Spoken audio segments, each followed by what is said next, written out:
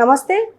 ప్రస్తుతం మనతో పాటు టీడీపీ స్పోక్స్ పర్సన్ లతా సూర్యదేవర గారు ఉన్నారు. ఆవిడతో మాట్లాడదాం. నమస్తే మేడం. నమస్తే మేడం, ఇప్పుడు ప్రస్తుతం ముద్రగడ పద్మనాభం గారు నిన్న ప్రకటించారు తాడేపల్లికి వెళ్ళి జాయిన్ అవుతా వైసీపీలో అని చెప్పి. కానీ దాన్ని ఇప్పుడు వాయిదా వేశారని తెలిసింది. మీకేమనిపిస్తుంది? ఎందుకు వాయిదా వేశారనుకుంటున్నారు? ఇప్పుడు ఎవరైనా కూడా గెలిచే పార్టీకి వెళ్ళాలనుకుంటారు. సో వచ్చిన సర్వేల ప్రకారమే కానివ్వండి, ముద్రగడి గారు లాంటి వాళ్ళు ఏంటంటే ఇక్కడ పవన్ కళ్యాణ్ గారు లాంటి వాళ్ళని బెదిరించటం, వాళ్ళని బ్లాక్మెయిల్ చేయటం, కులాలను రెచ్చగొట్టడం, ఇలాంటివన్నీ చేశారు ఇక్కడ. సో జనసేన పార్టీలో కొంచెం కన్ఫ్యూజ్ క్రియేట్ చేశారు.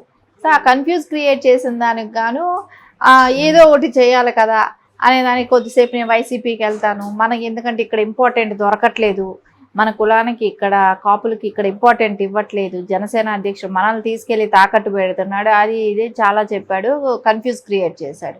సరే ఏదేమైనా చెప్పిన తర్వాత కొద్ది రోజులకి మళ్ళీ నేను వైసీపీకి వెళ్తున్నానా అన్నాడు.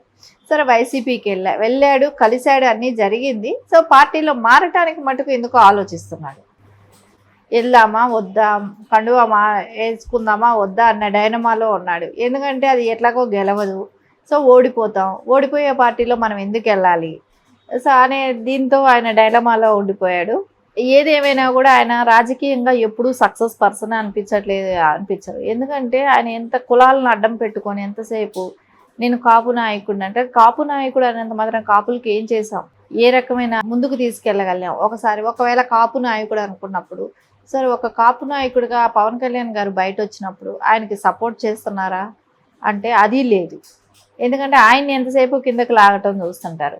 ముద్రగడ పద్మనాభం గారు ఎప్పుడూ కూడా ఆయన సొంత స్వలాభాల కోసం చూసే వ్యక్తే కానీ ఏ రోజు కూడా వాళ్ళ కులానికే కానివ్వండి, సో ఏ పార్టీ ఆయన మాట వినకపోతే వాళ్ళని బ్లాక్మెయిల్ చేసి ఇంకో పార్టీకి వెళ్దాం అనుకోవటం కానీ రొటీన్ ఇవే ఆయన విషయంలో. సో ఇప్పుడు రేపు పొద్దున అది అధికారంలో లేకపోతే, ఎందుకంటే ఇప్పుడు బీజేపీ, తెలుగుదేశం, జనసేన కూటమితో ఉంది, ఇది ఖచ్చితంగా గెలుస్తుంది. సో రేపు అది అధికారం పోతే ఆ పార్టీలో నేను ఎందుకు ఉండాలి, జగన్ పార్టీలో? సో అందుకని నేను కామ్గా ఉంటే బెటర్ కదా అనేదానికి ఏ పార్టీలో కూడా లేకుండా మనం న్యూట్రల్గా ఉండటం బెటర్ కానీ డెసిషన్కి వచ్చినట్టున్నారు. సో ఇప్పుడు మళ్ళా మాట్లాడిన తర్వాత వెంటనే పవన్ కళ్యాణ్ గారి దగ్గరికి వెళ్ళలేరు కదా. సో కొద్ది రోజులు ఇలా న్యూట్రల్ ఉండి నెక్స్ట్ అదే చేస్తారు, మళ్ళీ పవన్ కళ్యాణ్ గారి దగ్గరికే వెళ్తారు మళ్ళీ అయినా కూడా. సో ఆయన ఎప్పుడు రొటీన్ చేసే పనే కదా అది. సో కన్ఫామ్గా మళ్ళీ అదే చేస్తారు. అండ్ ఇంకొక వార్త ఏమొచ్చింది అంటే, పూనం కౌర్ షర్మిల మీద ఒక కామెంట్ చేశారు. అంటే ఆమె టీపీసీసీ అధ్యక్షురాలు ఇప్పుడు ఏపీకి, షర్మిల. సో మహిళా నాయకత్వంలో మహిళల మీద, చిన్నపిల్లల మీద దయ ఉండాలి. గీతాంజలి చనిపోయి 3 days అవుతున్నా ఒక్కసారి కూడా స్పందించడం లేదు ఎందుకు, నాకు దీనిపైన ఆన్సర్ కావాలి అని చెప్పేసి ట్వీట్ చేశారు పూనం కౌర్. దీని గురించి మీరేమంటారు? ఎందుకు షర్మిల దీనిపైన కమెంట్ చేయలేకపోతుంది? ఎందుకు అంటే ఎప్పుడు మొన్నటి వరకు నా పైన ట్రోలింగ్ జరుగుతుందని చెప్పేసి సునీత కంప్లైంట్ చేశారు, షర్మిలకు కూడా కంప్లైంట్ చేశారు. ఎందుకు ఈ విషయం మీద మాట్లాడలేకపోతున్నారు అంటారు? తను మామూలుగా అయితే కంప్లైంట్ చేసిన ఒక కాంగ్రెస్ అధ్యక్షురాలుగా ఉన్నప్పుడు క్లారిటీ లేని విషయంలో మనం ఎందుకు దాని గురించి సజెషన్ తీసుకొని చెప్పాలి? ఏం జరిగింది ఏంటి అనేది ఇంకా క్లియరెన్స్ రాకపోబట్టి కూడా ఉండొచ్చు కదా. సో ఏ విషయము కూడా ఒక అధ్యక్షురాలు హోదాలో ఉన్నప్పుడు ఒక క్లారిటీ వచ్చిన తర్వాత దాని గురించి స్పందించవచ్చు అనే ఆలోచన ఉండొచ్చు. సో అందుకే ఆవిడ స్పందించడానికి కూడా ఆలస్యం అవుతుండొచ్చు. మెయిన్ అనేది ఇంకా కూడా అంటే ఎవరు చంపారు. సో కొంతమంది నిన్నటి కొన్ని మనం న్యూస్ చూస్తుంటే నెట్టారు, ఆవిడ్ని ఎవరో నెట్టారు, ట్రైన్ కింద పడ్డది అని చెప్తున్నారు. సో ఏం జరిగింది, ఎవరు చేశారు, ఎందుకు చేశారు? ఎవరైనా కూడా సూసైడ్ చేసుకోవటం అనేది ట్రోల్స్ మూలన సూసైడ్ చేసుకునే అవకాశం లేదు. ఆవిడకి ఒకటి ఫ్యామిలీలో ఏదైనా ప్రాబ్లం ఉండాలి, లేకుంటే ఎవరైనా ఏమైనా చేయాల్సిన ఇది ఉంటుంది, ఏదైనా చంపాలనో ఇట్లాంటిది అదే ఉంటుంది. కానీ ఆవిడకి ఎందుకు జరిగింది, ఏం జరిగింది అనేది ఒక క్లారిటీ లేకపోబట్టి మాట్లాడలేదా?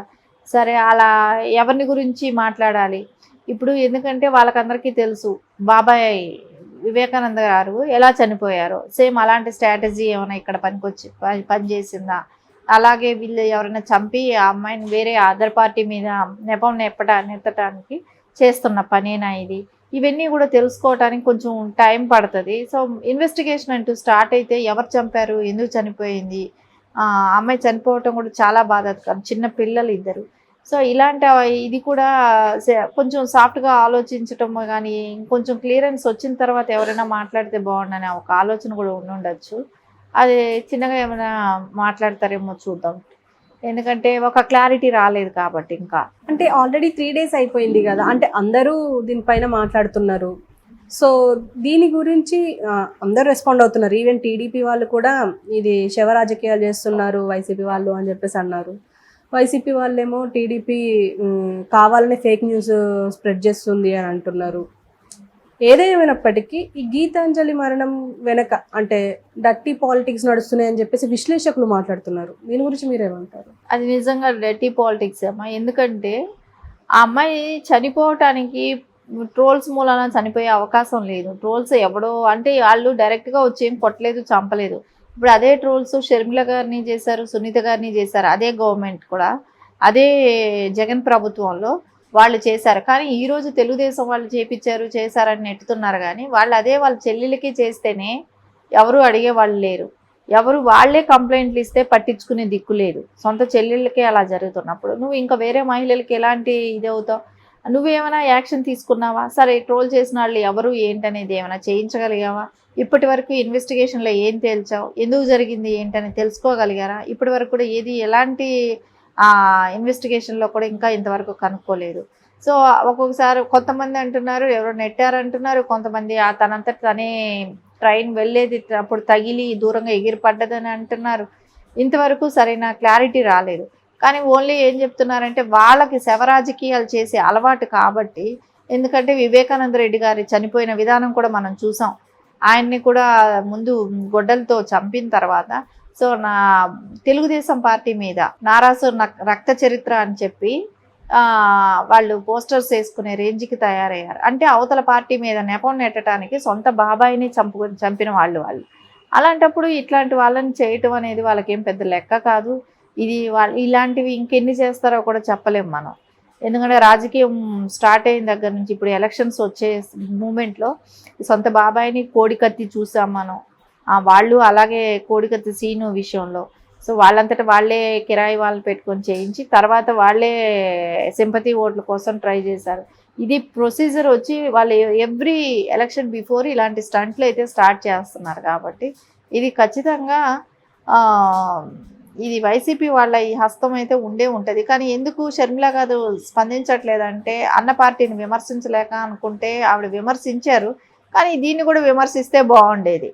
ఇది వరకు మాట్లాడింది ఒక ఎత్తు, ఇప్పుడు మాట్లాడబోయేది కూడా ఒక ఎత్తు ఉంటుంది. ఎందుకు మొన్న అంటున్నారు విజయమ్మ గారుతో కలిసి ఏదో కొంచెం మళ్ళీ సాఫ్ట్ నేచర్కి వెళ్తున్నారు అనే డెసిషన్ మనం విన్నాం.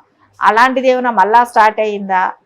కుటుంబ పాలిటిక్స్ వచ్చి అందరూ కలిసి మళ్ళీ ఎవరైనా ప్రజల్ని ఏపీ ప్రజల్ని ఏమైనా పెడుతున్నారా? అలాంటిది కూడా చూసుకోవాలి. ఎందుకంటే విమర్శించాల్సిన ఇది కాదు, కానీ ఒక ఏం జరిగిందో ఏంటో ఒక స్టేట్మెంట్ అయితే ఇవ్వాల్సిన అవసరం అయితే ఉంది షర్మిల గారికి కూడా. మేడం, ఇప్పుడు గీతాంజలి కుటుంబానికి ఇంకా ఏం చేస్తే బాగుంటుంది అంటారు? అంటే ఆమె అనుకోలేదు అట్లా చనిపోతా అని, ఆమె ఊహించలేదు, ఎవరు ఊహించలేదు. ఈవెన్ ఆ రీల్స్ ఆ ట్రోల్స్ చూస్తున్న వాళ్ళు కూడా చేస్తున్న వాళ్ళు కూడా ఊహించి ఉండరు ఆమె అలా చనిపోతుందని. ఇంకా ఆ కుటుంబానికి ఏం చేస్తే బాగుంటుంది అంటారు? డెఫినెట్గా వాళ్ళ పిల్లల బాధ్యత గవర్నమెంట్ తీసుకొని వాళ్ళకు మంచి ఎడ్యుకేషనే కానివ్వండి, ఏ పార్టీ వచ్చినా అటు తెలుగుదేశం అయినా నెక్స్ట్ గవర్నమెంట్ వచ్చినా కూడా. ఎందుకంటే ఆ పిల్లల భవిష్యత్తు తల్లి లేకపోయిన తర్వాత భవిష్యత్తు అంటూ కొంచెం డ్యామేజ్ అవుతుంది. ఎందుకంటే తల్లి చూసుకున్నంత శ్రద్ధ ఇంకెవరు చూసుకోలేరు. ఆ పిల్లల చదువులు కానివ్వండి అది ఎవరైనా పట్టించుకొని చేస్తే బాగుంటుంది. అది ఏ గవర్నమెంట్ వచ్చినా కూడా పట్టించుకుంటే బాగుంటుందేమో అనిపిస్తుంది. ఎందుకంటే ఒక రాజకీయానికి బలి అయిపోయిన మహిళ కింద ఆ అమ్మాయికి డెఫినెట్గా తెలుగుదేశం వచ్చినా కూడా అలాంటి సపోర్ట్ చేస్తుందని అనుకుంటున్నా. ఎందుకంటే వాళ్ళకి ఇన్నసెంట్ లాంటి వాళ్ళు, వాళ్ళకేమీ తెలియదు. కానీ ఈ రాజకీయాల కోసం వాడుకుంటూ వాళ్ళ పేర్లను వాడుతూ వాళ్ళు దేనికోసం చనిపోయినా, ఒకవేళ యాక్సిడెంట్లుగా చనిపోయినా కూడా వాళ్ళని ఇలాంటి వీటికి రాజకీయాల కోసం వాడుకుంటూ ఇలా చేయటం అనేది, బద్నాం చేయటం అనేది వాళ్ళకి మంచిది కాదు. అమ్మాయి పర్సనల్ ప్రాబ్లం కూడా ఏమైనా అయి ఉండొచ్చు కదా. రెడ్ టీవీలో మీ వ్యాపార ప్రకటనల కోసం ఈ నెంబర్ ని సంప్రదించండి 6281747728.